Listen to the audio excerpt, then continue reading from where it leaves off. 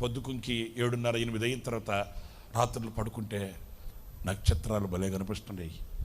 మన టౌన్లో కనిపించట్లే, మన టౌన్లో కనబడు. పల్లెటూరులో లైటింగ్ తక్కువ ఉంటుంది కదా, పడుకుంటే నక్షత్రాలు స్పష్టంగా కనబడతా ఉంటాయా? మీరు గుర్తించారో లేదో, అలాగా నక్షత్రాలు చూస్తూ ఉంటామా, జిక్ అని ఒక చుక్క రాలిపోయినట్టుగా కనబడుతుంది. చూసారా మీరు ఎప్పుడన్నా? చూసారా? అబ్బా చూసారైతే అంత పర్లే. జిక్ అలాగా నిప్పురవ్వబడినట్లు ఒక నక్షత్రం ఊడిపడిపోయినట్లుగా ఉంటుందా? మనం అట్లా అంటావా? మన దాకా రాదు అది. మన దగ్గరకు వచ్చిన తర్వాత ఎట్లా ఆరిపోతుందో మనకు తెలియదు. నేను ఇప్పుడు ఇది మీ కళ్ళకు కట్టొచ్చినట్లు ఎందుకు చెప్పానంటే, సాతానుగాడు అగ్ని బాణాలు కూడా అలాగే ఆర్చేస్తాడు నా దేవుడు. హల్లెలూయా.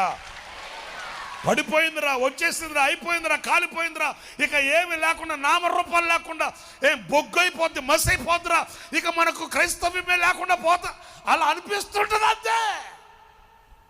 అగ్ని బాణాలని నా దేవుడు ఏం చేస్తాడంట?